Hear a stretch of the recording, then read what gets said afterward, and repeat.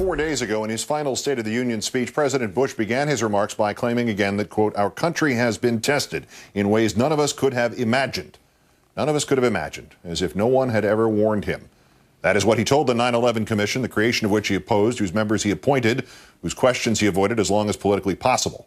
Now, in our third story on our countdown, a book coming out next week raises new questions about ties between the man who served as executive director of that commission and the White House itself. The commission has long withstood criticism that its desire to appear non-political cost it and us any definitive apportionment of blame. This new book, however, raises the prospect that the commission avoided blaming people for political reasons. As our Chief Justice correspondent Pete Williams reports, the new book also claims the commission missed out on a massive source of intel. With the deadline bearing down for the 9/11 Commission's final report, a new book says, the staff discovered a trove of information about al-Qaeda that was unexplored. Intelligence gathered by the government's eavesdroppers, the National Security Agency. New York Times reporter Philip Sheenan writes in a new book, The Commission, that the NSA archives almost certainly contained other vital information about al-Qaeda, but there was no time left to search for it. The fact that it had this, what is arguably the most important intelligence archives in the federal government, and that it went largely unexplored by the 9/11 Commission, I think is a remarkable bit of news. The book also says many commission staffers did not trust their executive director, Philip Zelikow, because he had worked with Condoleezza Rice in the first Bush administration. They were suspicious about phone calls he got from Bush advisor Karl Rove, though Zelikow says they had nothing to do with the investigation. And the book says many staffers believed Zelikow pushed the commission to go easy on Rice's pre-9/11 performance. Would it have come out differently had someone else been the commission director? I think it might well have. But the commission's co-chairman, Lee Hamilton, strongly defends Zelikow. We found him to be very fair-minded, quite impartial, very rigorous in his searching out of the facts, and he certainly did not try to protect the Bush administration or to protect anybody else.